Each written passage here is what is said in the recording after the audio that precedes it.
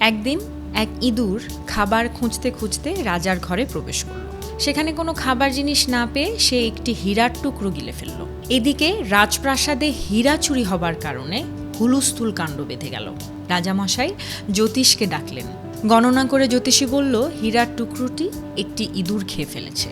সেনাপতি হীরা উদ্ধারের জন্য ডেরা পিটিয়ে পুরস্কার ঘোষণা করল। এরপর এক শিকারী রাজসভায় এসে বলল সে ইঁদুর মেরে হীরা উদ্ধার করবে।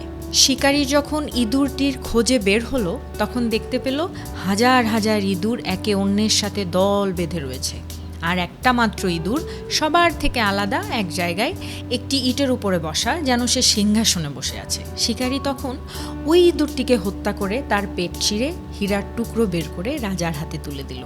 রাজামশাই অনেক খুশি হয়ে শিকারীকে তার প্রাপ্য পুরস্কার বুঝিয়ে দিয়ে জিজ্ঞেস করলেন, হাজার হাজার ইঁদুরের মধ্যে তুমি কিভাবে বুঝলে যে ওই ইঁদুরটি হীরা চুরি করেছে? শিকারী মৃদু হেসে জবাব দিল, এটা খুবই সহজ মহারাজ। মূর্খ যখন হঠাৎ বিত্তবান হয়ে যায় তখন নিজেকে অন্যের থেকে আলাদা মনে করে, নিজের জাতির সঙ্গে চলাফেরা এবং মেলামেশা বন্ধ করে দেয়। এই মূর্খ ইঁদুরটাও তাই করেছিল। হীরা চুরি করে নিজেকে সবচেয়ে ধনী এবং ইঁদুরদের রাজা ঘোষণা করে আলাদাভাবে বসেছিল। এখন এখান থেকে আমরা যেটা শিখতে পারি সেটা হলো, হঠাৎ অর্থগমে স্বজন বা বন্ধুবান্ধব ভুলে গেলে ধ্বংস সন্নিকটে।